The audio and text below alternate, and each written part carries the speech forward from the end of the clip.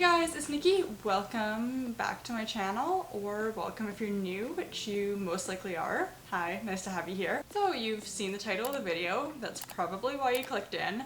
So this was my portfolio submission for 2022. Yeah, that's how that works. I've already finished my first year and I'll be going into second year next year, and at my school it's a pretty intense program, but there's only 2 years to get the diploma. So for context, I had 8 classes my second term of first year, and I was looking and I think it was something like 35-ish credit hours per term, which is insane because in like normal university college it's usually 20 credit hours a term. Definitely been a lot, but I have been really enjoying it and I'm really excited to go back for my second year. And I'm also going to be doing more videos in the near future, just talking about kind of my experience in first year, any tips and stuff. Also, this is my entrance portfolio, but I'd love to do another video where I show kind of the projects I did throughout my first year and kind of how I've improved along the way and like things I would change. So if you're interested in seeing that, definitely subscribe down below. So funny enough, even though with a graphic design program you would expect more digital things to make, you know, an appearance, the requirements were actually for traditional pieces, so like not digital artwork. I'm not entirely sure why it was the case, but I don't know, I guess they wanted you to have more proven artistic skills or whatever. So these pieces were all done physically and then photographed and submitted. My portfolio requirements were a little different because my class was the last ones to apply for the program while there was still COVID. Like, we were the first ones who were actually back in person, which was nice. So yeah, requirements have changed slightly since then because things were modified a little to take into consideration that people couldn't fully leave their homes. The first item for the portfolio was a self-portrait, and they wanted it on 18 by 24 paper, so yeah, she's kind of huge. I'll stick a picture on screen so you guys can see a little better. Honestly, the main reason I even have the physical pieces here is to show scale. I'm not gonna pretend it's great. It's not. It had to be in color, which I wasn't super comfortable with color. Like, graphite was my main medium I like to work in. So it was definitely kind of hard, and I really tried. At the time, this was honestly like the best I could do for drawing a portrait, and clearly it was good enough to get me in. In my drawing class, we've done, I believe, 2 like self-portrait projects, and I've definitely improved a lot with like proportions and stuff. Part of it was to be holding something which meant a lot to you or like had meaning to you.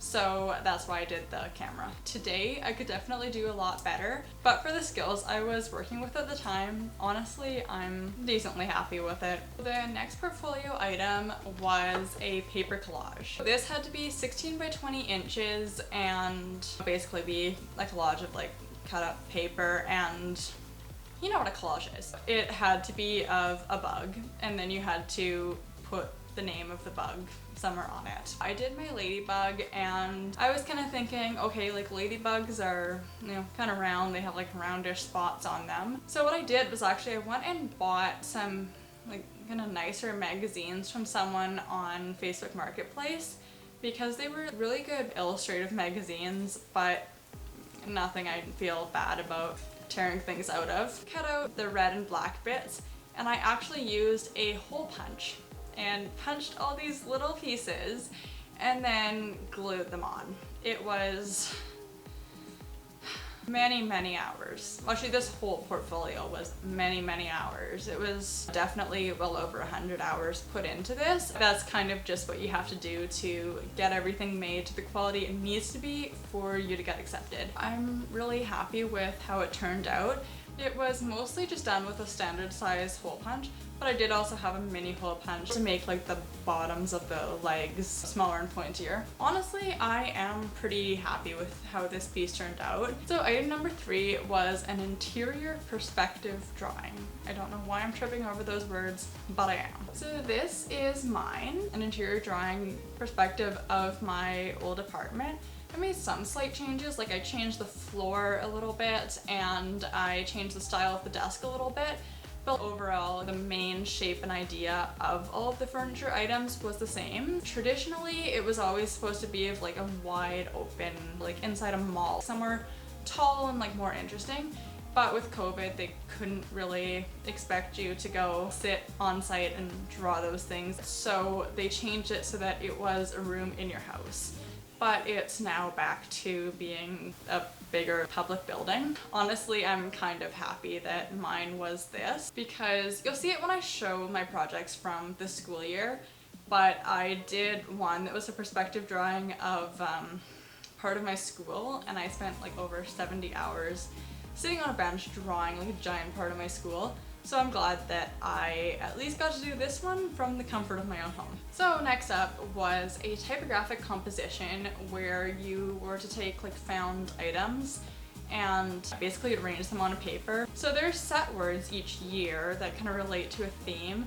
So mine was, I think, Earth, Wind, and Fire. I don't believe there was one for water, but I could be wrong, but it doesn't really matter that much. So mine, it wasn't glued down, so you'll see it on the screen, but basically I chose the word earth and I bought little rocks, kind of gravelly bits. I think they were for the bottom of a fish tank or something. So what I did was I had like really lightly printed out the word earth on 11 by 17 inch paper and then arranged these little rock things on the paper, and then I also bought some crystals to put on top. That was a mildly scary project because I think I stayed up really late, like the night that I finished it. I think if I didn't have pets, I probably would have left it, gone to sleep, gone to work the next day, and then finished it.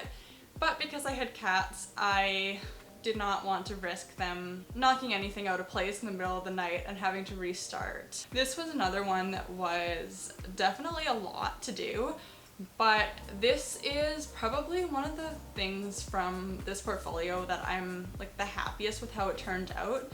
I like the idea I came up with for the materials I used, and I think it turned out good. I don't really know what else to say. So the next piece was another 11 by 17 piece, and it was an illustrated province in Canada. I ended up doing Ontario since I found it more interesting.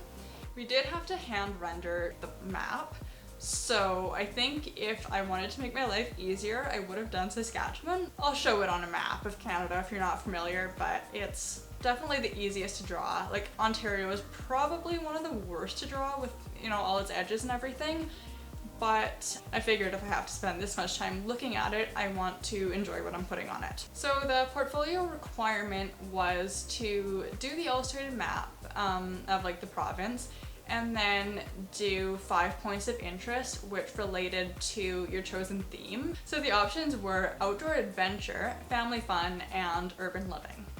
I still do not know what I would do for urban living, so it's a good thing that wasn't required. But what I ended up doing was outdoor adventure, and then I kind of researched and found 5 points of interest in different places of the province, so it wasn't like, you know, all the points of interest were coming out of Toronto, which would have been the easier thing to do, but it wouldn't have looked as good on the map. So those were the actual like requirements for the portfolio. Basically requirement number 6 was personal work. So we submitted 4 or 5 of our like favorite pieces of personal work that showed a diverse range of things. For this one, we were actually able to use like digital things and photography, which was nice. So yeah, I'll show you the pieces I submitted for that. So this here is my first personal piece, I guess. Honestly, I was looking at it today and I was thinking, I don't fully remember what this was actually made of, but I believe it was oil pastel for the background, and then for the black parts I think it was black charcoal, and then the white bits are some kind of white paint, probably gouache, maybe watercolor, not entirely sure. I feel like I have less to say about these pieces because, you know, the other ones were working off of specific requirements, and then the, you know, personal work section was just things we were proud of and like kind of creating a diverse range of work. So I don't know, not as much to say about them, I guess. My second personal item was this camera sketch that I did. Proportions are not perfect, but I'm definitely happy with how it turned out. I feel like the shading is decent. I could definitely do a lot better now, but I think once again, for what I was working with then, I think it's pretty good. You will notice one big thing wrong with it is like going off the paper, like I ran out of paper for it, which to this day is my #1 issue with drawing things. Like even now, like I will map out things like, you know, rough ideas of like, okay, so this much is for this part, this much is for this part. I like actually put lines on the paper and I don't know what happens. Like I'll give myself room on the sides of the paper and somehow it'll still end up going off. I suck at like scaling things on the page, but it's not ideal. But I guess for all things I could be doing bad at, I guess I'm not too mad about that. It's just kind of funny. So this next thing I don't have a physical copy of, so you'll see it on the screen, but it is basically a pattern envelope. It's not for a real like pattern company or even like a real dress. It's basically the combination of the digital illustration that I did of the woman wearing the dress, as well as the layout of everything. Pattern company name and all the information on the back with like the size chart and everything. Looking at it now, I definitely would have done it a lot different with what I know now after being in the program for a year and learning different things about layout. But for the time, it was decent. So I was flipping through my sketchbook looking for the next personal item and I found this gem. Yeah, this was done within like a month of the actual final portfolio piece. So considering how bad this self-portrait was, I think the actual one I submitted, quite a bit better. So this is my 4th like personal piece submission. Yeah, just a sketch of a Chanel purse. I think out of my personal pieces, this is probably the one I'm like the least happy with because I didn't love how it turned out, but also it got to the point where I was like, I can't keep messing with this. It's kind of as good as it's gonna be, and I put a lot of hours into it trying. I think it's decent, like it's not horrible, but also it's not something I'm super proud of, and it wasn't at the time either. But I felt like it did add, you know, some stuff to the portfolio submission, and I don't think the entire thing is great. I think it definitely has some good elements. Like I kind of like how the shading on each of like the quilted parts turned out. I'm not super happy with the shape of it, but for most of the other features of the drawing, I am fairly happy. So I guess it doesn't deserve me being as hard on it as I am. It's not like a bad drawing, it's just also not my best work. And then the last personal piece, I once again don't have like a physical copy of it, but you'll see it on the screen. And it is a drawing that I did on Procreate in my iPad. Once again, I don't think it's the best thing in the world, but I am decently happy with it, and I feel like it added some diversity to my portfolio, which is really what I was going for. I am still trying to get better at using Procreate. I feel like I'm not the best, but I have done, actually my most recent drawing project I was able to do like digitally on Procreate, and I am happy with that one, so I guess I am improving. So you will see that in an upcoming video. So if you want to see that, hit the subscribe button down below. But to finish up the portfolio, the other things that were required were a resume and a cover letter.